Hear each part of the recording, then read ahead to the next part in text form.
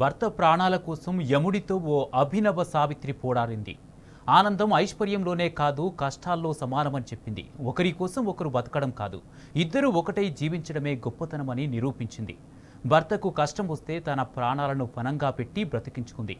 మరణం అంచుల్లో ఉన్న భర్తకు ప్రాణదాతై స్త్రీ శక్తిని చాటింది. మహిళా దినోత్సవం సందర్భంగా ఓ మహిళ సాధించిన విజయగాథ. ఓర్పు, సహనంతో పాటు త్యాగంలో మహిళలను మించిన మరో శక్తి లేదు. ఈ విషయాన్ని ఖమ్మం జిల్లా రఘునాథపాలెం ఈర్లపూడికి చెందిన మహిళ నిరూపించింది. ప్రాణాపాయంలో ఉన్న భర్తకు అండగా నిలిచింది. లివర్ వ్యాధిని పారదోలింది. అభినవ సావిత్రిగా మారింది. యముడితో పోరాడి తన భర్త ప్రాణాలను నిలబెట్టుకుంది. ఆ మహిళ త్యాగ నిరతికి అద్దం పట్టిన కథ ఇది. ఆ వీరనారి పేరు ధరాబాద్ శ్రీను, లావణ్య దంపతులది అన్యోన్య కాపురం. వీరిది ప్రేమ వివాహం. ఇద్దరు ఆడపిల్లలున్నారు. శ్రీను బ్యాంకు ఉద్యోగి కాగా లావణ్య ఎల్ఎల్బి లాస్ట్ ఇయర్ చదువుతోంది. హ్యాపీగా సాగుతున్న వీరి జీవితంలో పిడుగులాంటి వార్త కలతరేపింది. శ్రీనుకి ఆరోగ్య సమస్య వచ్చింది. పరీక్షలు చేసిన వైద్యులు లివర్ వ్యాధిగా తేల్చారు. 65% లివర్ అమరిస్తే తప్ప శ్రీను బతకడం కష్టమని నిర్ధారించారు.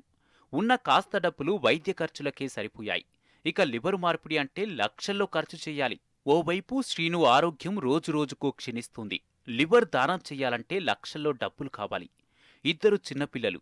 కుటుంబం నిలబడాలంటే భర్త ప్రాణాలు కాపాడటం ఒక్కటే మార్గమని లావణ్య భావించింది. తన ప్రాణాలను పణంగా పెట్టి లివర్ దానం చేసేందుకు ముందుకొచ్చింది. ఉంటే ఇద్దరం కలిసి ఉందాం, లేదంటే ఇద్దరం తనువు చాలిద్దామని మొండి నిర్ణయం తీసుకుంది. లివర్ దానం చేసిన వారికి కొన్ని సందర్భాల్లో ప్రాణాలకు ముప్పుందని తెలిసినా భయపడకుండా ధైర్యంగా నిలబడింది. 2024 నవంబర్ 16న ఆపరేషన్ జరిగింది. కష్టాలు తొలగిపోయాయి. కన్నీళ్లు కరిగిపోయాయి. ఆపరేషన్ తర్వాత శ్రీను కోలుకొని డిశ్చార్జ్ అయ్యాడు. లివర్ దానం చేసిన లావణ్య కూడా క్రమంగా కోలుకుంది. ఒక్కసారిగా చీకటి అలముకున్న ఆ కుటుంబంలో మళ్లీ నవ్వులు విరబూశాయి. విధిని ధిక్కరించి మృత్యువును చేయించిన లావణ్య, శ్రీను దంపతులు ఎందరికో ఆదర్శంగా నిలిస్తే, భర్త కోసం ప్రాణాలను సైతం ఫనంగా పెట్టిన లావణ్య మహిళా శక్తిని చాటింది. కష్టాలను ఎదుర్కోవడంలో మహిళలకు సాటి లేదని నిరూపించింది. అప్పుడెప్పుడో పురాణాల్లో చదువుకున్న సతీ సావిత్రి కంటే తానేమీ తీసిపోనంటుంది. ఆకాశంలో సగం, అవకాశాల్లో సగం మాత్రమే కాదు, కష్టం వచ్చినప్పుడు మగాళ్ల కంటే ఆడవారే ధైర్యంగా నిలబడతారని చాటింది. తాను ఎదుర్కొన్న పరిస్థితులను జయించి నాటి సంగతులను గుర్తు చేసుకుంది.